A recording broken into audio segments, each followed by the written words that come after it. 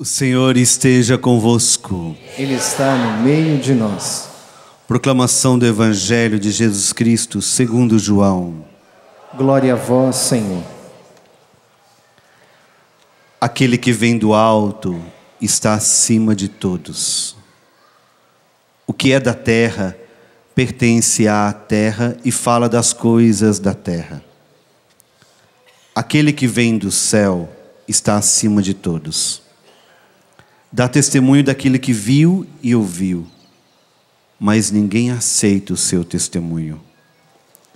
Quem aceita o seu testemunho atesta que Deus é verdadeiro. De fato, aquele que Deus enviou fala as palavras de Deus, porque Deus lhe dá o Espírito sem medida. O Pai ama o Filho e entregou tudo em sua mão. Aquele que acredita no Filho possui a vida eterna. Aquele, porém, que rejeita o Filho não verá a vida, pois a ira de Deus permanece sobre ele.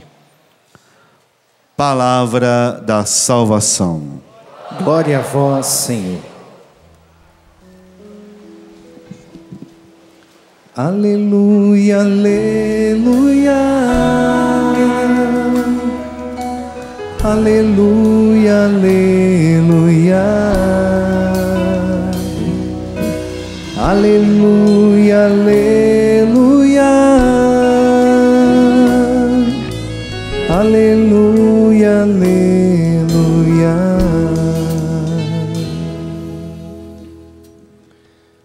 Quando nós começamos a falar das coisas do alto, nós vamos testemunhar aquilo que é a nossa vida. Quando nós falamos de amor, de bondade, de vida, de plenitude, quando nós falamos da libertação da nossa vida, do perdão dos nossos pecados, quando nós caminhamos com os olhos voltados para Deus, nós buscamos a reconciliação, a vida nova, nós desejamos o bem para o outro, nós desejamos que todas as pessoas sejam perto de nós felizes, porque nós testemunhamos as coisas do alto. Nós falamos aquilo que nós vimos em Deus e aquilo que nós experimentamos. Por isso nós estamos celebrando a segunda semana da Páscoa, mostrando que em Jesus todas as graças já foram acontecidas, nós já fomos libertos, e nós já estamos vivendo para o céu, para as coisas do alto, onde Deus habita e aonde nós queremos também viver. E nós já queremos fazer da nossa casa, da nossa família, já um começo do céu.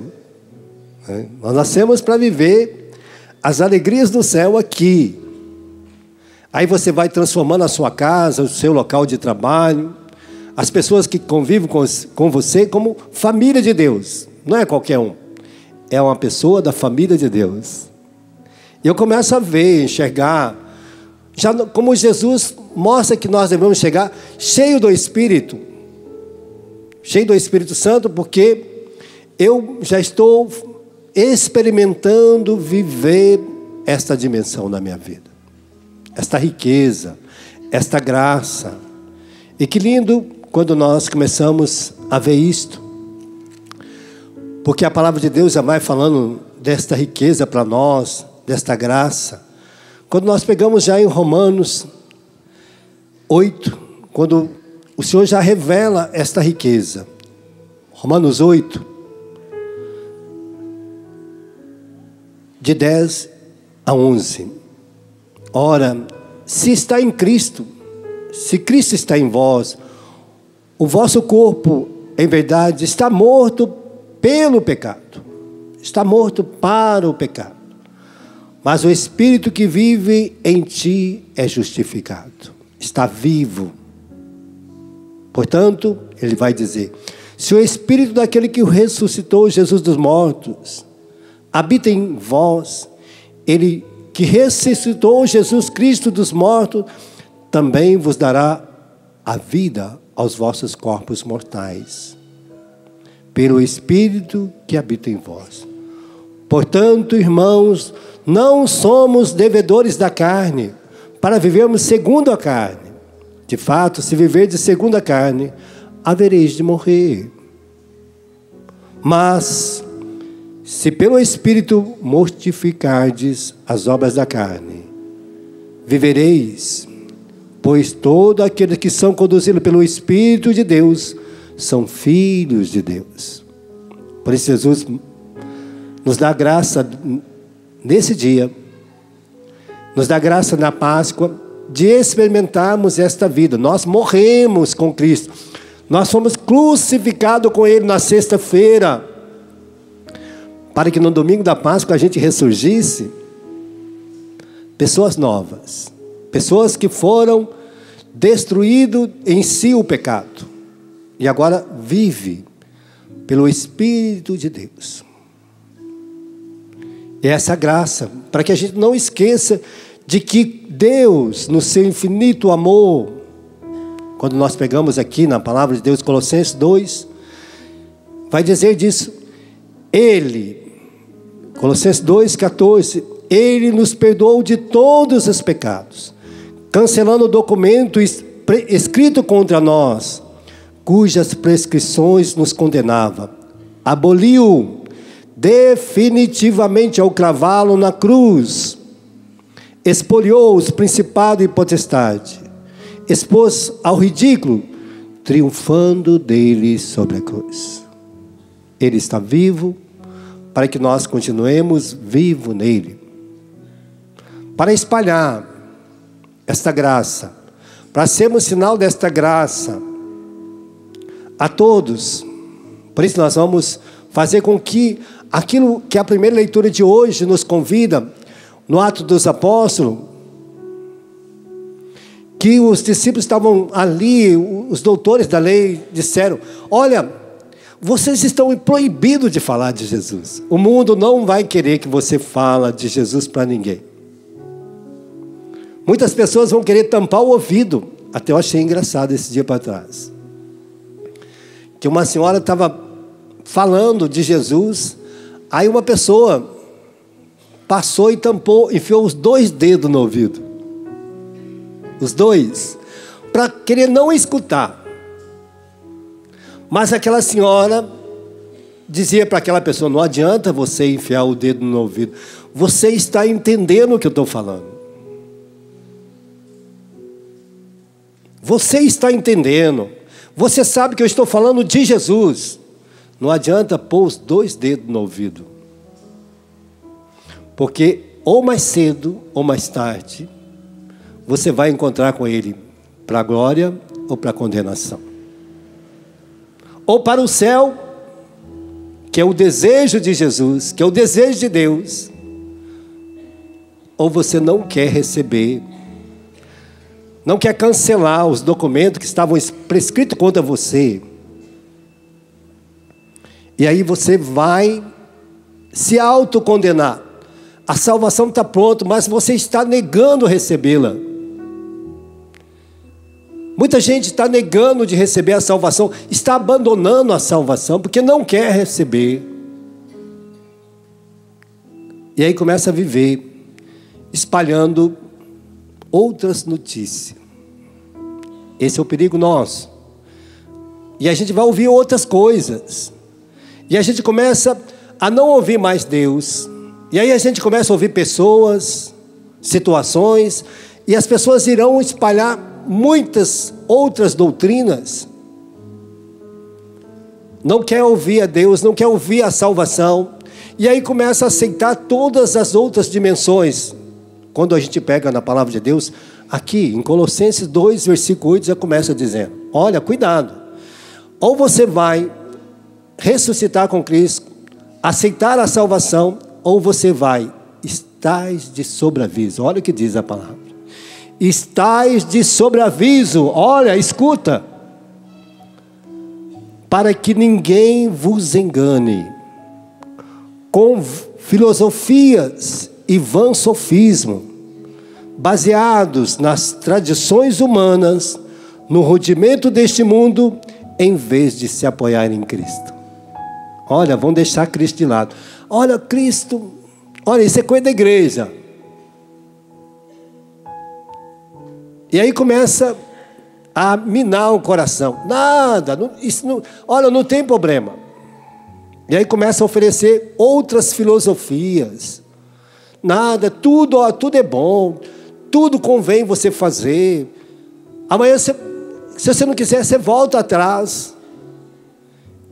Eu estava atendendo no último encontro de cura e libertação a menina, que ofereceram para ela uma doutrina, levaram ela aos 14 anos, ela era muito bonita, uma menina que queria ser modelo, né? E aí as pessoas, não, você é linda, você é maravilhosa, olha, você tem um futuro, olha, você é mais bonita do que a fulana de tal, que é a top 10 do mundo. E aí começaram a inflamar o coração dela, e realmente ela era uma menina muito bonita. Mas nós vamos investir em você, nós vamos te revestir de um poder que você vai desfilar, não aqui, não, é lá em Paris, Milão, você vai ser a top do mundo, vai ser a mais importante. Só que você tem que entregar sua alma para Satanás. E nós vamos te ensinar como fazer isso. Poder, riqueza, e ela, na transição da sua adolescência, a mãe não tinha muita maturidade, o pai tinha ido embora, né? Então pega a pessoa fragilizada, com a beleza física, mas sem força espiritual, sem maturidade. E aí levaram ela. Ela fez alguns desfiles. Daqui a pouco, ela foi para uma seita satânica. E ela viveu ali. Ficou grávida. Aí ela abortou. Fizeram ela beber o sangue daquela criança dela. Fizeram ela consagrar aquela criança a Satanás. E aí foi ficando presa. Ela foi ficando feia, destruída, humanamente como pessoa. Começou a beber. E aí ficou grávida de novo, abortou. Fizeram ela comer um pedaço da carne do próprio filho, consagrado a Satanás. E aí vai. Ela fez 5 abortos. Ela ficou 10 anos escrava dessa situação. Quando ela acordou, depois de 10 anos, ela voltou. Ela olhou, eu não tenho dinheiro, já abortei 5, bebi sangue, fui violentada, fui prostituída, não sou nada. E o que eu recebi? Nada. O demônio nunca dá nada para ninguém, ele é mentiroso. Está lá em João 8,44. Mas eles vão oferecer esse tipo de saída, vão oferecer para a pessoa, olha, você vai ficar rico. Mas qual é a saída de riqueza? Roubar, prostituir, vai ficar rico fazendo isso? Não. Ou sendo traficante. Vão oferecer desgraça revestida de um poder mentiroso. Porque ele oferece isso. E aí vai oferecendo outras filosofias, não só o satanismo. E as pessoas acham que estão distantes disso. Mas vão oferecer lá, quando a gente pega aqui, um pouquinho para frente, Timóteo. Olha, 1 Timóteo 4, vai dizer: o Espírito de Deus diz expressamente que nos tempos vindouros, alguns vão se afastar da fé, apostatar-se da fé, abandonar Jesus,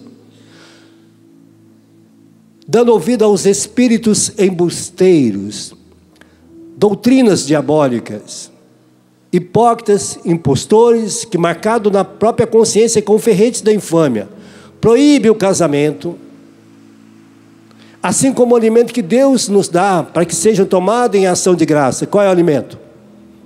Eucaristia, corpo e sangue, alma, divindade. O alimento que Deus nos dá para que seja tomado em ação de graça para a nossa vida. Aí não querem que você case, não querem que tenha casamento. Vão oferecer esse tipo de doutrinas. Vão dar a você subsídio para que você não case. Olha, não case não, porque o livro da sabedoria 4 vai dizer que cada filho gerado fora do casamento, no dia da morte do pai, irão depor contra ele. Irão depor contra o pai e a mãe que gerou o filho fora do casamento. Porque ele sabe, o demônio sabe o que está escrito aqui. E ele não quer outra coisa senão a condenação de cada pessoa, de cada um. E ele vai levar, vai marcar as pessoas com o ferrete da infâmia. De homem de Deus para adúltero, safado, sem vergonha, desonesto. Para mulher de Deus, para sem vergonha, vadia. Porque é assim que as pessoas tratam. Infâmia. Quem é aquela mulher? Era uma mulher casada, mãe, esposa. Abandonou a família para morar com outra. Abandonou a família para morar com outro. Infâmia. Ele vai mostrar o caminho da infâmia. Vai tirar o marido de casa. Vai oferecer uma outra menina mais nova. Vai com essa. Para quê? Para ser infame. Para ser destruído. Pega uma filha, faz ela ser uma pessoa destruída, alcoólatra, drogada. Para quê? Para ter infâmia. Ele vai fazendo isso conosco, vai destruindo a nossa imagem de filhos de Deus, para colocar nós nessa condição de desgraçados. Faz o pai virar alcoólatra, os filhos drogados, assassinos, ladrões, corruptos, desonestos, mentirosos, insolentes, soberbos, autossuficientes. De filho amado de Deus para o outro é um pulo. E aqui está dizendo que eles vão não querer que você alimenta do corpo, sangue, alma, divindade de Jesus. Vão dizer, não é, não é. Interessante que uma das coisas que eu nunca tive dúvida foi da Eucaristia. Porque muitas vezes, em muitos lugares do mundo, se manda roubar nas igrejas. As pessoas vão à igreja para roubar o corpo, a Eucaristia, para fazer magia negra, para fazer missas satânicas. Se fosse pão, o demônio não mandava roubar. Para que roubar? Se não é? O demônio sabe que é. Então ele manda roubar. Ele não ia mandar roubar, porque era mais fácil na padaria pegar um pedaço de pão. Mas ele sabe que ali está. Porque Jesus disse, isto é o meu corpo, isto é meu sangue, que é dado por vós. E se Jesus disse que é, e se eu não reconheço, não tem como eu reconhecer a palavra de Deus. É triste que muitas igrejas que estão aí já não aceitam como corpo, sangue, alma, divindade de nosso Senhor Jesus Cristo. Para eles é apenas um pão. Porque assim o demônio faz também, as pessoas só vê assim. Não deixa que a gente comungue da glória de Deus, daquilo que Deus nos oferece, para que sejam tomados para a nossa cura, para a nossa santificação, para a nossa vida nova. E ele vai mostrando isso. E aí Isaías, se a gente pegar a palavra de Deus em Isaías 8:19, vai dizer que as pessoas vão se envolvendo. E como que elas vão andar? Como é que elas serão? Isaías 8:19 vai dizer assim: se vos disserem, consultai os espíritos dos mortos, os adivinhos, os que conhecem o segredo e dizem em voz baixa, porventura um povo deve consultar seus deuses, consultar mortos em favor dos vivos? Para aceitar um alheio, um testemunho, o que se dirá, diz o profeta? Porque não haverá aurora para quem faz isto. Andarão errantes pela terra, fatigados, esfomeados, atormentados, agastar-se-ão, amaldiçoarão seu rei e seu Deus. Levantarão os olhos, depois olharão para a terra, e só verão misérias, escuridão e trevas angustiantes. Porque abandonaram o Senhor, abandonaram a vida. Vão andar pelas trevas deste mundo, angustiados, esfomeados. Vão ter comida e não satisfaz, não sacia, porque deixaram de comer do pão do céu, do pão da vida, e vão abandonando. Cada dia mais o mundo vai oferecer filosofias, e aí vai. Quando nós pegamos em Levítico 26, vai dizer: se alguém dirigir aos espíritas ou adivinho para fornicar com eles, voltarei meu rosto contra esses homens e cortarei-os do meio do meu povo. Então, dias após dias, as coisas estão indo assim. E cada dia mais as pessoas estão sendo ludibriadas, enganadas, seduzidas. E eles vão tentar de todas as formas fazer com que você não espalhe a boa notícia, conforme está hoje no Atos dos Apóstolos. Eles encheram Jerusalém desta doutrina de Jesus. Eles professaram para toda Jerusalém e foram professando para onde estava a vitória de Jesus sobre todas estas coisas. E eles espalharam a boa notícia, mas se nós abandonarmos Deus, o que nós vamos espalhar? Às vezes dentro de casa, a gente espalha briga. Quantas casas que vivem de brigas, de xingamentos, palavrões, ofensas, gritarias. Em vez de abençoar, se amaldiçoa. Quantos pais e mães que xingam dentro de casa? Xinga a casa, xinga os filhos, xinga o marido, xinga a esposa, xinga o trabalho. Vão xingando. Em vez de abençoar, amaldiçoa. Em vez de espalhar a vida, a alegria, a bênção, espalha a maldição, a desgraça. É falar um mal do outro. É xingar um ao outro, é reclamar um do outro, é ver defeito um no outro. Cada um quer mostrar o pior defeito que o outro tem. É triste, né?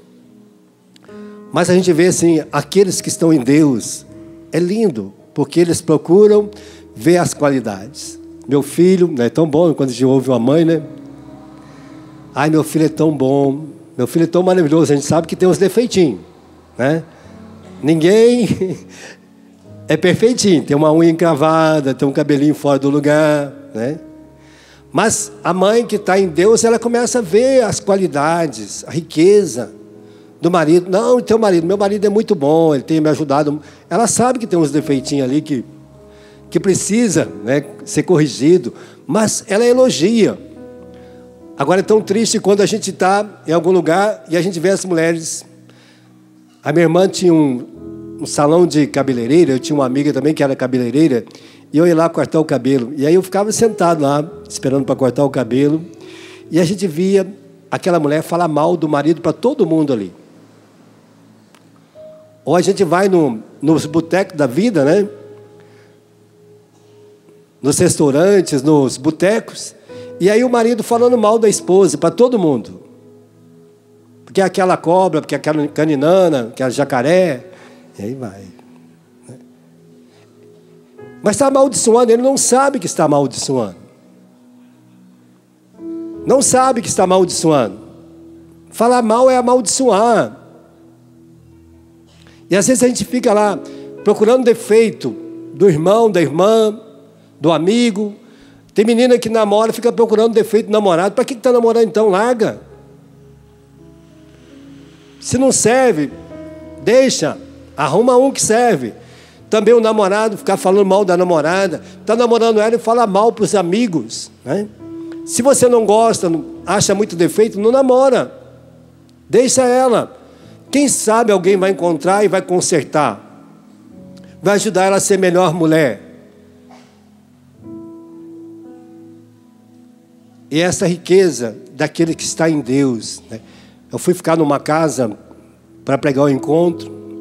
E eu achei super interessante aquela casa, né? Porque eu fiquei olhando aquela senhora e ela chamava as filhas dela, até eu acostumei com isso, né? Minha querida, meu querido, meu amor. Os filhos dela chamavam assim. As filhas, minha querida, por favor, vem cá. É tudo assim. E as meninas, uma tinha 9 e a outra tinha 14. E a mãe estava fazendo a comida. Querida, fulana, vem aqui, prepara a mesa para a mamãe, por favor. As meninas desciam, chamava uma, descia 2. E elas arrumavam a mesa. Aí a mãe acabava de arrumar a mesa, a mãe, querida, muito obrigado, viu?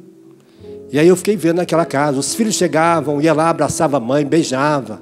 O marido chegava, abraçava e beijava a mulher. Os meninos ficavam andando com ela de mão dadas. As meninas deitavam no colo. E aí eu falei, meu Deus, e ela é muito de Deus. E lindo, né? Que aquela mulher, eu perguntei para ela, nossa, sua casa é maravilhosa, a senhora é maravilhosa. E ela disse para mim, você não conhece a minha irmã muito melhor do que eu. E aí eu fui conhecer a irmã dela. A irmã dela realmente é igualzinha a ela. Do mesmo jeito, meu amor, minha querida. E ela me dizia, aquela senhora. Aí eu falei, nossa, mas que casa. E aquela tinha bastante filhos. A outra tinha só 4. E ela tinha 8. E todos, meu amor, meu querido, vem cá, faça o favor para a mamãe. E aí todos vinham, porque espalhando aquilo que é de Deus. E aí, marido, todo mundo, tudo é meu amor. Aí eu falei, nossa, que coisa. Ah, você não conhece. Olha, o meu irmão mais velho já morreu, mas você não conhece o meu sobrinho, é muito melhor do que eu. Aí eu fui lá conhecer o sobrinho, igualzinho. E ela me dizia assim, que é a 4ª geração que não apanha. Mas tudo o que eles fazem é em Deus, no amor de Deus. Foi a única coisa que meu pai me deu de herança. Ele dizia, eu não tenho nada para te dar. Não tenho dinheiro, não tenho riqueza, não tenho poder. A única coisa que eu posso fazer por você é te educar e dar Deus para você. Então, ele falou, eu nunca apanhei do meu pai. Eu também nunca vou bater em você. Mas o que eu vou te dar é Deus. Toda a riqueza que eu tenho na minha casa é Deus. Por isso, ele dava Deus para suas filhas. E ensinou elas a viver em Deus. E por isso é assim, já é a 4ª geração. E creio que aqueles filhos vão crescer assim também. E vão passar esse amor de Deus. Porque eles querem encher a cidade, querem encher a sua casa, querem encher a sua família das coisas de Deus, das bênçãos de Deus, das graças de Deus. E eles sabem que só desta forma eles poderão encher. Não existe outra forma. Não existe outro jeito. Porque caso contrário, eles também vão brigar, vão xingar. Os filhos vão abandonar a casa, vão abandonar o seu lar. E às vezes tem lugar que é assim. A gente vai ficando azedo, amargo e espalha os venenos. Porque nos afastamos de Deus. E hoje Deus mostrava essa riqueza para nós. Deus queria mostrar, assim como o Salmo mostra, assim como Deus, o fogo de Deus iluminou o povo do deserto. Deus é assim. Quando o povo saiu do Egito, Deus iluminava, para que eles não andassem nas trevas, na escuridão, mesmo que era um povo de cabeça dura, difícil, Deus iluminava a vida deles com o fogo do céu. O anjo de Deus estava na frente, iluminando, para que eles caminhassem com segurança. À noite, os soldados do faraó estavam atrás, querendo matá-los. E Deus colocou uma distância entre eles, que os carros dos faraó não chegavam. E hoje nós temos Jesus para iluminar a nossa vida, para nos resgatar das trevas da escuridão. Não é mais um anjo de Deus, mas agora é o próprio Deus que nos faz isso. Fazer nós arrancar dessas misérias, dessas situações, de que nós espalhamos às vezes as más notícias, com a facilidade incrível, mas não espalhamos o amor de Deus. Nós somos luz para iluminar as nações. Você é o sal de Deus para dar sabor à vida dos outros. Você é uma pitada de fermento para levedar toda a massa da vida dos outros. Porque o próprio Senhor nos ilumina assim. Quando nós nos revestimos do Espírito Santo, Deus faz isso conosco. Assim como Moisés ensinava o povo no Monte Sinai, lá no Levítico 1, ele falava dos mandamentos de Deus, ensinava como dever caminhar. Hoje o próprio Senhor vem caminhar conosco, nos ensinar a caminhar com Ele, a vencer as tribulações da vida, os mares bravios, a andar no barco conosco, a estar junto conosco, e a cada momento que você invoca, Deus vem em seu socorro. Essa semana minha mãe estava muito mal, muito mesmo. Ela esteve à beira da morte, a minha mãe. Eu estava lá em Brasília pregando. A minha irmã me ligou, e aí eu falei, meu Deus. Eu parei, me coloquei em oração e disse, Senhor, eu estou pregando para Ti, eu estou aqui em Brasília, o Senhor pediu que eu viesse aqui pregar. A minha mãe está à beira da morte, e eu não posso, e eu não tenho como ir agora. Eu posso ir amanhã, mas se o Senhor puder, por favor, visite a minha mãe agora. Se o Senhor quiser que eu continue pregando, o Senhor visite a minha mãe agora. E eu vou pregar. Se ela morrer, eu volto para casa, porque chegou o tempo. Não faça a minha vontade, faça a sua. Mas se for possível, visite agora, que ela está na beira da morte. E rezei, e fui celebrar, fui pregar. E passou mais um dia, foi passando, e eu fui rezando. E assim, e ela está viva. Aí a minha irmã me ligou, disse, e eu fui envolvendo toda a comunidade, todas as pessoas que eu conhecia, reze pela minha mãe. E pedia, todas as vezes que eu levanto, no momento da Eucaristia, que eu apresento o corpo, o sangue de Jesus, eu dizia para o Senhor, Senhor, visite a minha mãe. Só Tu podes. O Senhor é água viva. Só o Senhor pode dar vida para ela, não eu. E aí a minha irmã ligou hoje e disse, olha, ela está um coquinho. É assim. Porque você sabe que Deus é o seu alimento, que Deus te alimenta. Antes Ele alimentou o povo, lá no livro do Êxodo vai falar, que Deus, 16:31, o povo alimentou com maná. Agora o próprio Jesus te alimenta com corpo, sangue, alma, divindade. Ele próprio vem morar dentro de nós. É o próprio Deus que vem morar dentro de nós. Não te quer sozinho. Não te quer nas trevas, não quer você na escuridão. Ele próprio, a hora que você estiver andando, Deus está em mim. O próprio Deus vem morar em mim. Ele não tem medo de entrar no meu corpo, pecador, fraco, miserável, com vício, mas Ele vem para morar para que eu caio na consciência, como Pedro, como os apóstolos, como Stanislau, cai na minha consciência, o Senhor está em mim para que eu seja sinal da sua glória. Eu não posso ser mais escândalo, eu não posso ser mais morte, eu não posso ser mais espalhando má notícias, destruição, morte e sofrimento. Mas eu estou aqui para espalhar: Ele vive e reina para sempre. O Senhor me resgatou e me deu vida.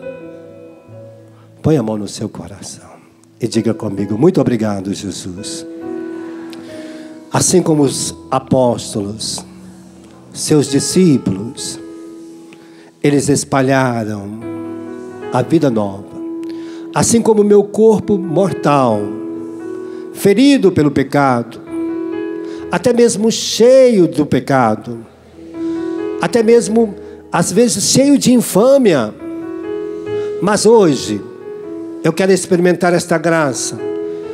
Assim como na sexta-feira o Senhor pediu que a gente morresse contigo para todas estas situações de morte e ressurgisse com um corpo ressuscitado, vivificado pelo Espírito Santo, para sermos vencedores da morte, vencedores do pecado, para espalhar a glória de Deus, para espalhar o seu amor, a sua bondade, a sua graça, para sermos graças e alegria para os outros.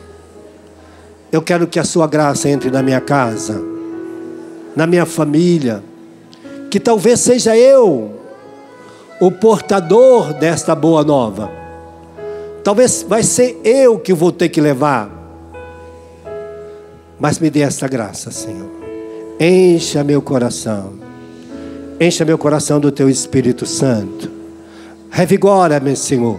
Lava-me com teu sangue de todas as minhas fraquezas, de todas as minhas doenças, minhas debilidades, minhas doenças físicas e espirituais, tudo aquilo que eu fui sinal de maldição, se eu falei mal de alguém. Lava-me, Senhor, a todas as pessoas que eu difamei, que eu caluniei. Eu quero que essas pessoas sejam abençoadas por Ti. Como eu quero ser abençoado, como eu quero ter vida nova, como eu quero ter paz, como eu quero ser cheio de alegria, Senhor. Inunda-me com teu Espírito Santo e revigore a minha alma. Lava-me de todas as maldições, de tudo aquilo que entrou, de espíritos embusteiros, doutrinas diabólicas, de ocultismo, de espiritismo, macumbaria, tudo que vem na história da minha família. Lava-me, Senhor.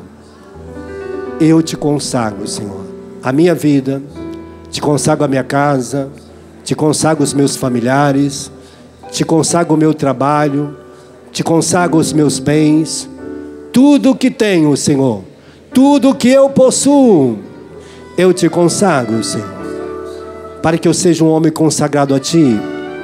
Assim como Stanislau, que não exultou em dar a sua vida como testemunho do seu amor, mas eu estou diante de Ti, Senhor, para que encha-me com Teu Espírito Santo e eu volte para minha casa como um homem novo. Enche-me, Senhor, com Teu Espírito e minha alma reviverá.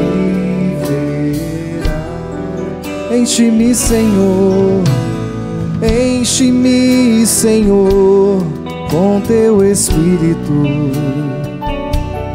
e minha alma reviverá,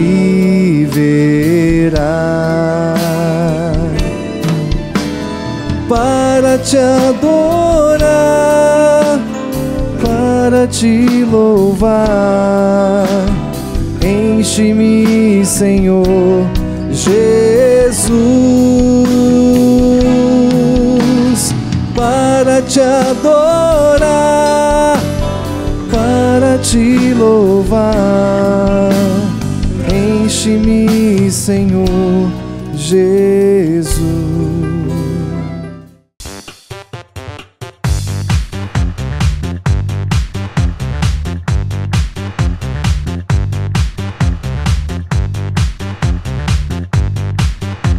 CançãoNovaPlay.com. Assine já!